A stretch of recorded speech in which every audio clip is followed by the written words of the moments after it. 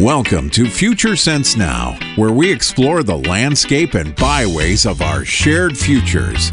An e-zine of the Futures Forum live online. We exchange ideas, information, and inspiration about the futures we want. Get Future Sense Now with host Dr. Claire Nelson, futurist and editor of Human Futures.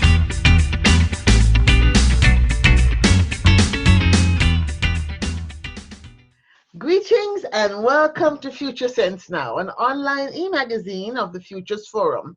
February is Black History Month, and so we're having a conversation on the future history of Black America. Specifically, I'd like to examine what might be happening in the year 2030 and beyond. How might people of African descent in the Americas, in the United States of America to be precise, be faring in the year 2030 and beyond. And I'm focusing on 2030 because it's a pull year for global change. United Nations in 2015 established the Sustainable Development Goals, which are 17 goals, which asks all nations, all societies, all people in the world to have a different vision of what we could become as a more just society. Now, by 2030, it is said that America will become a majority-minority country, with Latinos, I think, being a major minority, and people of African descent being a minor minority. Now, in recent years, there's been a lot of talk about Afrofuturism, how we might see the world, and we're going to be talking to Omar Eaton Martinez, who is not an Afrofuturist, but more importantly, he's not a historian either, but he's certainly spent a lot of time looking at the past because he works in the space of historical resources and looking at museums and how we capture and reclaim the past. In fact, at present time, he's Assistant Division Chief of Historical Resources at Maryland National Capital Parks and Planning Commission in the Prince George's County area. He leads these resources, which includes historical house museums, aviation museums, Black history program there, and archaeological parks. Now, that's a very interesting vantage point to jump from, because archaeology, as we all know, is going back to excavate the past, and certainly we as people of African descent know very little about our past because much of the resources spent on archaeology is not really thought to spend on looking at excavating what happened back in the day of slavery or before. So more recently, he also has been involved with the Smithsonian National Museum of American History, where he builds coalitions that support diversity, equity, accessibility, and inclusion. So he's really a good person, I think, to begin to talk about the future history in a serious sense. What might people be excavating about us now that we live so much of our lives online? How might technology change that? What are people going to be saying in 2040, 2050, 2060? Because he certainly has a long-term view of the future. So, Omar Eaton Martinez, I want to welcome you and thank you for taking time out to speak to me. I want to thank you for this invitation. This is an incredible opportunity to talk about the future of social justice and the role that museums and public history play in it. And so I'm all in. I'm ready to go. Well, I wanted to start with just having you tell me from your vantage point. Certainly in terms of the global goals, apart from the SDGs and 2030 and looking at inequality, which is SDG 10, and certainly as people of African descent, a lot of what we look at in our lives, whether or not we work on social justice, is through the lens of inequality, right? I want you to tell me, how do you think 2030, 2040, going from that outwards, might look like in terms of how we're living our lives? How will we be getting our story told in that era when we have technology is different, how we gather data and information is different? How do you think that might emerge? Well, I think what's going to happen is that the trajectory is for museums to really refocus on being centers of the community There was a movement, 50 some odd years ago where museums were popping up, where they were really done by community activists and not necessarily scholars or museum professionals. You can look at something like even the Smithsonian Anacostia Community Museum, which although was a federal agency, was actually the first person tapped to do that was John Kennard, who was a reverend and a community activist. If you look at El Museo del Barrio in Spanish Harlem, those were started by activists, especially activism by the Black Panthers and the Young Lords. So I think people are starting to refocus on that. You even have some more recent museums, like in Chicago, the National Museum of Mexican Art, started by Carlos Tortolero, who was a teacher in the Chicago public school system and saw that there was a need to address these issues through museums. And as a result, you've seen recent movements. I was part of a project that's called Museums as a Site for Social Action that was underwritten by the Minneapolis Institute of Art. And the whole idea was to bring museum professionals from across different disciplines, from art museums, history museums, children's museums, science centers, and really think about how we utilize these sites to convene for social issues and be really voices for social justice. And we did that in 3 years. We had a 3-year project, and we put out a rubric and sort of a guide, a toolkit, if you will, that now a lot of people across the institutions or the sector are using to kind of start, at the very least, have these conversations. Because I think one of the things that we are realizing with our work is that these things are structural.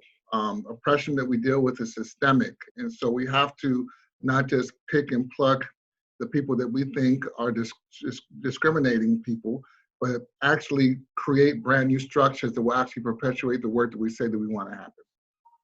So when we look at 2030, 2040, thinking about technology, thinking about how people consume information, and looking at the very interesting period, let's say, of the early part of this decade, when we have the first Black president, are we, and knowing what is possible now with AR and VR, do you think that museums will be able to tell the story, will have captured our story, or we will have captured our story, this particular, let's say, 20-year period or 40-year period from 1980 to 2020? So I'm looking at 20 years now. So if in 2050, right, when any child being born will be 30 years old and probably only just now beginning to become interested in history, right?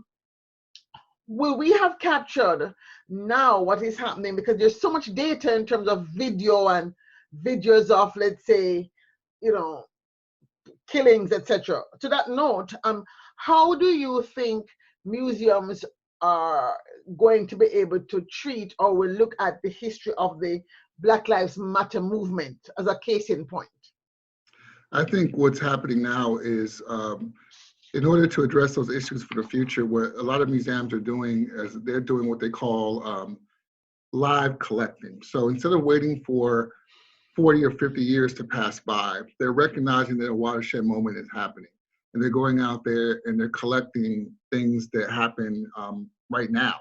So for example, at American History, we had some curators in political history that would go out and they would always collect from the national conventions of the two major political parties. And they would collect different ephemera to kind of tell the stories behind that every time they had these conventions. Of course, over the last 3 years, with all the different rallies and uprisings that have happened on the mall, a lot of the curators would go out there and they would collect stories from people that they would meet down there, because the museum was right next to where the things were happening. So it's pretty convenient for some of them. But even in the case of what happened like at the Pulse nightclub in Orlando, I know there was a curator that actually went down there when they were doing a lot of the memorials for the folks, and they were collecting some of the signs and things like that happened in real time. Because we all know, based on history has been pretty consistent. When we have these watershed moments, we want some type of material culture to help us tell that narrative clearly and concisely in a way that really rebukes a single narrative or a master narrative, and understand that there's multiple perspectives to each of these events. What I see VR and AR doing is incredible work. Right now, in the job that I'm at right now, what we're doing is with our mobile museum that we're creating, we're using some video projections to create profiles of different historic figures in the county that speak to national, international themes. We're also using augmented reality, developing an augmented reality tour in one of our historic sites that will allow each room of that house to be interpreted by an enslaved AR character. How do I see this in 2030 and 2040? Well, in the article that I wrote for the American Alliance of Museums magazine back in 2017, what I kind of came up with was the idea that the virtual reality would be so advanced that you could pick a profile of a certain intersection of identities, and you could live that person's footsteps for a term, so you can actually see and really feel the type of microaggressions, macroaggressions, and the discrimination that individual felt. So me, as a cisgendered Black Puerto Rican man, I could go into this booth and I could say, hey, I want to feel what it's like to be a new immigrant from Africa who might be a transgendered man. And they just came over to the United States 2 months ago. And the types of discrimination and oppression that person is feeling, taking a walk in my shoes. So that's what the actual experience was called in the article that I wrote. I called it "Take a Walk in My Shoes," or we called it TAWIMS for short. Oh, that's interesting. That's set in 2040. That's interesting. So do you think, as we think about what that means for how we shape a narrative, right?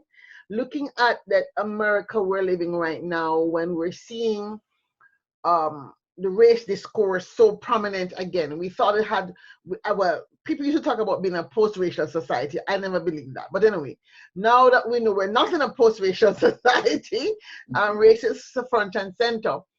Do you think that this notion of, for example, taking down the statues or monuments to the South, the Old South, will be, first of all, do you think it makes sense? That's one of the things that I have questioned, right? Because it is part of history, so why are we taking it down? Do you think that there may be like a reversal of this and say, okay, we're going to put these things back up because taking them down didn't really solve the problem, but use them in a different way?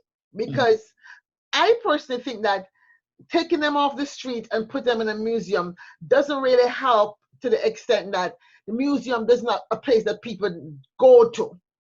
In other words, if you could have a statue of somebody that you're walking by every day, and that statue is now, let's say, enhanced with features that give a different perspective. So the statue is still there, but you're seeing both sides of what that person meant to history. Do you think that that might be what we might be seeing in like 2030, 2040? Yeah, absolutely. I think some people you're going to see a lot more taken down for sure, just because it's a political movement, and it's a political tool to make the government and the powers that be look like they're doing something, right? I'm addressing this issue by taking it down. Now, it's interesting because some of those people take it down in the dead of night, so nobody's looking. And some people will take it down in the middle of the day and cause a lot of stir. But at the end of the day, what people aren't doing is what you suggested, which I think is a powerful suggestion, which is to actually have the statues reinterpreted with a more exhaustive interpretation of who those individuals are, how they gained their wealth and notoriety, and what they meant to all communities, not just the ones that they physically or geographically came from. And I think in that way, people will be able to see that there are not just two sides, but maybe multiple sides of a story. And we can really be able to create a space of intimacy where we can actually talk to each other and get at our differences, not necessarily with the explicit desire to convert you to my side, but at least for me to understand you enough so I can actually see the humanity in you. And that's what some of the work that we're doing right now is leading towards. And when I talked about the take a walk in my shoes and in the issue, that's what I was hoping to get at, that when you have that experience and you do it for an hour, you do it for a day, whatever it takes, and then you sit down with somebody in a brave space and have a conversation about what you experienced, then you have a level of intimacy where you can actually see the humanity in one another. You might not end up on the same side of every issue at the end of that conversation, but the idea that I'm actually going to disrupt your world and diminish you as a human being, I think is less likely to happen. And that's where I'm moving towards my work as a museum professional. You know, this is a very this is a subject very dear to my heart, because I personally, I mean, because I'm an immigrant, I don't see the point of taking down the statues. I think it's really creating more tension when my suggested approach is repurpose the statues to be a conversation space on the monuments so that we can really use them to have this, as I say, a more reasoned discussion or reasoned awareness, a complete narrative, if you will. On that note, as we think about the future of Black America, and because I'm an immigrant and I am tracking, obviously, Black immigrants in the census this year, we know there's a greater and greater number of people who are basically coming out as children of immigrants, right? Or grandchildren of immigrants. Mm-hmm. And so when we look at the census, which now allows you to say ancestry, people may be able to go back as far as their great-grandparents that came from Haiti to New Orleans, or came from Jamaica to Harlem back in, early 20th century. No, early 20th century or late 19th century. And the question would be, how do you think, looking to the future, this is going to be captured in terms of how we now begin to tell our narrative as a multicultural Black community? I think what's going to happen is within the Black communities, we're going to also have to create brave spaces of conversation. As you know, as an immigrant, we've experienced different xenophobia among the Black communities that is unhealthy and not productive. And I think until we have these real life conversations about what that means to us, we're gonna end up being crabs in the barrel 20 or 30 years from now. One of the things that really motivates me is, thinking about being a good ancestor, right? Making sure that I know that I'm doing what I can to create a society that where my children and grandchildren can come in and not necessarily have to deal with the same questions that I had to deal with. And not to say that there's not going to be problems 20, 30 years from now, no matter how much we do, but hopefully it'll be newer problems with a stronger set of protocol for people to build coalitions around. And then when they have the problems, they actually have a way to solve them. Because I think we spend a lot of time trying to build coalitions and figure out how to do that when people have set forth that pattern for us years ago. We just don't know, we just don't study it, we don't research it enough, we don't pay attention to it. I look at the coalition building of the Young Lords and the Black Panthers and the Brown Berets from the 60s. I look at the original Rainbow Coalition and the Poor People's Campaign. I go way back, further back before this was even a country, when you had the Bacon's Rebellion and you had poor indentured whites and indentured Africans fighting alongside the indigenous folks against the English settlers, the planter elites, because they saw that they had a common oppressor. And I think that is the problem with our Black communities right now, is that we don't clearly see that there's a common oppressor. Yeah, we don't really know our history. Most of us don't know that history. It wasn't really taught to us. Having said that, because you are coming out of this more recent experience of actually doing this Walk in My Shoes project, some countries, Brazil, Germany, actually created museums of the future. Do you think that this is something we ought to be thinking about, a museum of the future of Black America, so that we have a visual aid, if you will, of what we might become? Do you think this is something that anybody would want to put any money into especially like in the Prince George's County where you have a high density, you have a very high density of Black people. It's considered the wealthiest Black county in America.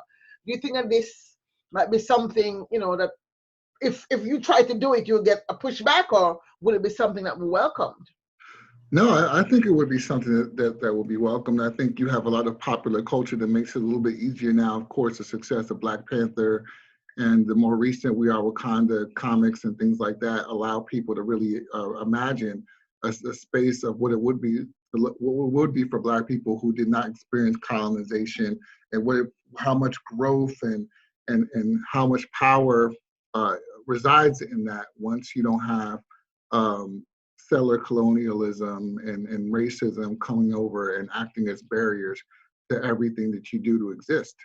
I liked the idea. It actually last year. Well, that is fiction. So say it again. That is fiction. So I'm not talking about fiction. No, that is fiction. That is fiction. But at least, as I said, people might be more open to it because of that. My theory on that is I call it. I have a speech I do before Wakanda, or not before, beyond Wakanda, there is the real future, and we co-create it, right? Right. So go ahead. So if knowing what you know, and knowing that we know we do have the tools, we have VR, we have AR, we have a lot of artists, we have writers, we have science fiction, we have not fantasy science fiction, we have like near future science fiction writers. Is this something you think that, by 2030, that's 10 years out? Can we in 2030 co-create, because we're having this conversation now, can we in 2030 say, we're going to co-create this museum of the future that will allow us to tell a story of what America with its problems could look like if we were to look at it differently? Certainly we can. Like America. Certainly we can, and I believe in certain cases we may have done some of that. I would say, even looking at Ta-Nehisi Coates' Water Dancer novel. I mean, he took the time to go back and do the research and then reimagine the past, but from a futuristic lens, adding some, sort of supernatural aspects to it. But really things that are, some things in terms of concept are within grasp of who we are in 2030 and 2040. I really think that for Afrofuturism, it's been a great tool for people in the museum profession. We had the Association of African American Museums conference last year in Jackson, Mississippi, and the pre-conference all dealt with Afrofuturists, and people were really gaining and gleaning a lot from what was being posed. I mean, of course, interrogating and celebrating at the same time the works of Octavia Butler, but even looking at the more recent works from more recent authors of today. And I think when people see themselves and see the possibilities in that way, then that gives people sort of a hope and an energy. And like you're suggesting, building coalitions. So now not just energy, a synergy among people to really co-create and do things as a diaspora of people. And I think right now, when you're looking at rigid structures that are created by white supremacist ideas and policies, those create barriers for us to build coalitions. And so until we recognize what those barriers are and how they came about, it's going to be difficult to build coalitions in a way that are sustainable, right? Because again, we've had these coalitions built in the past, but they were all ripped apart because they weren't built in a sustainable way. Yeah, I actually think that we're onto something in this conversation, because the empowerment has to start at the individual level. And I think the power of story, I'm a storyteller, and the story I have been telling since 2016 begins, I was the first Jamaican on the moon back in 2032. And so when I start a speech like that, people go like, they kind of look like, okay, why am I here? But I do that to kind of pull people into a conversation that I want to have about whatever it is I'm talking about. And I have actually found that because I crafted that story for one purpose in mind, which was to begin a conversation on the space age, the fact that many of our countries of African descent are not at the table in making the rules about the space age. And my very visceral fear that I'm going to repeat the mistakes on planet Earth out there, then I want to have a conversation about that, but not in a fantasy land, but in a real way. So by putting myself there and writing a real story. So for me, I think that what you're saying about how museums can help do this. So what do you think could actually drive this to happen? I mean, you have some power where you are, but could the Black media be used to support this? Would it be the politics? Would it be the technology? What are the forces that would have to come together to drive something like this happening? A Museum of the Future of Black America to begin to happen like now, so we can actually have it fully evolved by 2030. Well, certainly it's yes and all of the above. It has to be a coalition across networks, across sectors, in order for this to be holistic and sustainable.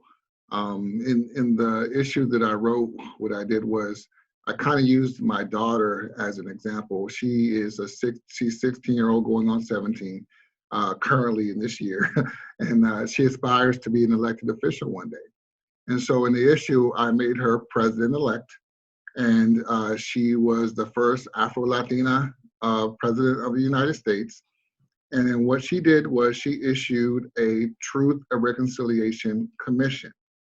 And what she did was she issued that Truth and Reconciliation Commission, but it wasn't just to create a report to tell people what's missing and what's there and what usually happens in some of the commissions, but she actually enacted and empowered the museums across the United States to act as sites of social action to really build upon the reconciliation piece of that commission. And in that way, you can use the good work of museums, community centers, other community-based organizations to really use it as a springboard to get into these conversations and create these experiences and really leave Americans and others transformed in ways where we really start to value our humanity even with the differences.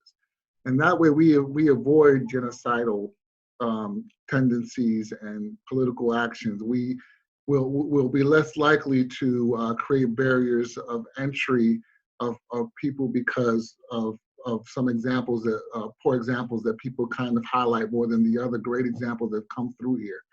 And so I think a lot of that, and then it also allows us to think about our network globally. I think one of the things that's really been a hindrance for Black diasporic communities to connect to the African American community is that African Americans tend to domesticize their experience, right? So that, and sometimes even in the way they frame things. Explain that. Unpack it a little bit for you. Yeah. So, and this is not everybody, of course. I mean, because we have a lot of African Americans who are Pan-Africanists and who are leaders in diaspora, but there are others who tend to frame the experience in such an American context that it doesn't allow for a diasporic connection that's meaningful, right? So then if somebody comes into this African American experience space who may be born and raised here or came here as a young person or even as a young adult, and they start to add to that experience, but it's not the same because they don't speak the same language, they don't have the same cultural experiences, then that becomes othered, and then the xenophobia kicks in. And then the xenophobia becomes this barrier for building coalition. And so instead of celebrating the fact you have all these Black immigrants from all over the world who come to the United States and use that to empower the diversity of Blackness that we have in this country, unfortunately, it's been more of a hindrance and a barrier. And so in museums and in education, we want to make sure that we are educating people that we are all have this diasporic connection and we all can empower each other. And we could build coalition around this common heritage in a way to create synergy that will really, it will help everyone. It will help everyone. You know, as you talk about this global space and the global marketplace, do you think we'll be anywhere near a post-racial society by 2040, the time, or this truth, let's say your parallel reality daughter in 2040 because of that work she would have done by 2068, the 100th anniversary of the race riots would have come to a post-racial society? Yeah, I don't think 2040. I would think more 2068. 2068, 2100. I mean, it took us, When we discover a Martian, right? Right. I mean, it took us hundreds of years to get here. I don't think it's reasonable for us to think it's going to take us less time to get out of it. I think it will take us more time. Yeah, actually, I'm glad you said that, because it's much harder to create and build than it is to tear down. And this is why we're going through such a challenging time right now. A lot of the pathways to change we thought had been constructed are now being torn apart. And so we have to reform and reshape, and we have to really start now, not just from the rules, because the rules are in place, but now how do we go one level deeper from rules to mindset shift? And so do we come at it from the mind, or do we come at it from the heart? Because sometimes it takes the heart to change the mind, not the mind to change the heart. Absolutely. It's the conversation we have to have. Absolutely. And so museums and the future of museums, I think we have not really thought about that. And I really like what you've been saying about museum as a space of social action. I have frankly seen them as a space of just history, right? I'm going to be quite honest. So even myself, I only kind of got more into history as an adult when I started working on racism and trying to social engineer a shift in my organization. I began to now look at, because I'm an engineer, I started to look at the different layers. Okay, how do we construct reality? It starts with a vision. It starts with a mindset. It starts with a value. So then I started looking back at history now to uncork the values to see what I would have to construct. So I came at my, let's say, awareness from a different perspective, even though I grew up in a very Pan-African context in Jamaica, with Marcus Garvey as my personal hero, Rastafarianism that was really at the cusp of change when I was coming of age, that really changed the global space where we could say, okay, God could look like, or Jesus Christ could come again in the form of a black person. So a lot of that has not yet been even captured as to why we are now having the Crown Act where locks are now legal. That aspect of the Rastafarian struggling through, that needs to be in our history somewhere. That poor countries like ours don't have a way to capture that. Perhaps that needs to be in African American history museum, the first black person who wore locks, in certain spaces. Mm-hmm. So as we begin to close out, are you optimistic, pessimistic, or neutralistic that museums are spaces of social action, looking out at 2030, 2040, will have had a very strong role in creating that change towards personal empowerment for social justice change?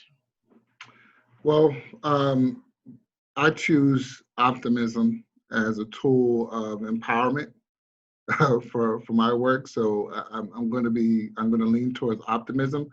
But I mean, the contingency is that we have to really help people understand power dynamics and systems of oppression, and just the difference between systemic oppression and individual oppression, and the relationship between the two.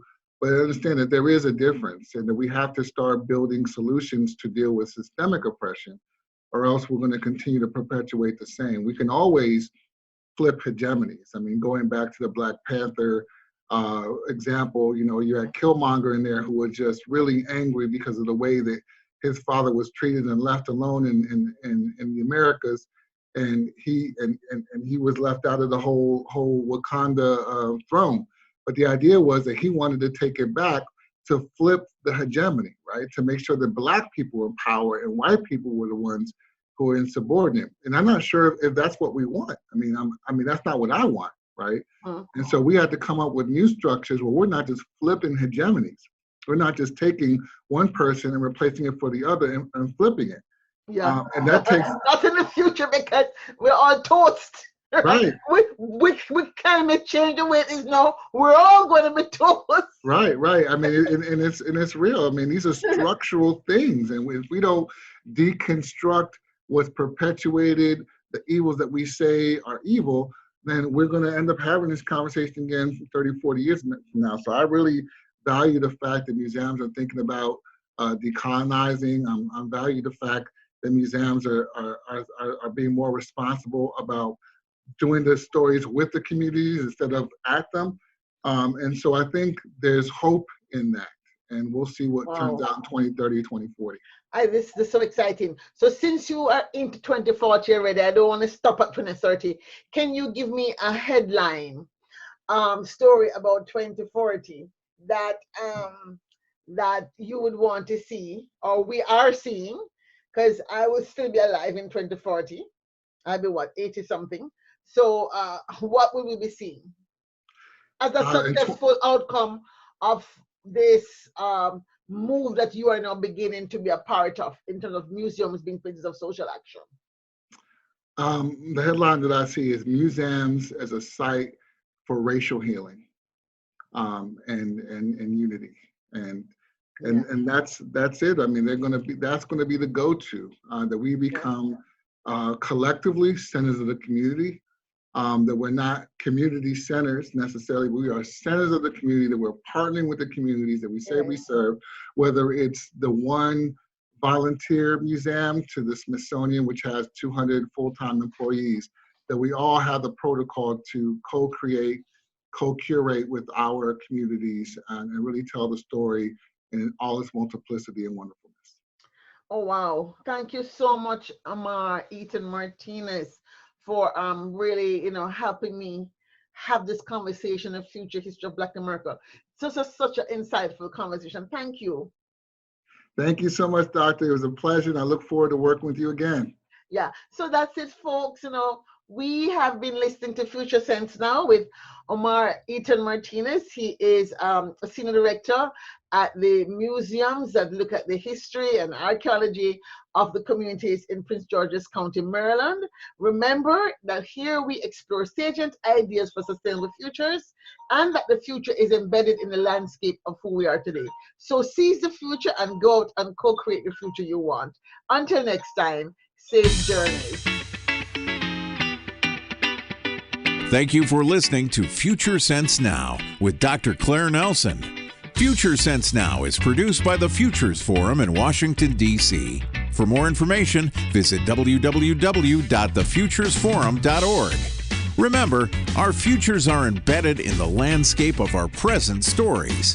Seize the day, share this story, and share the future.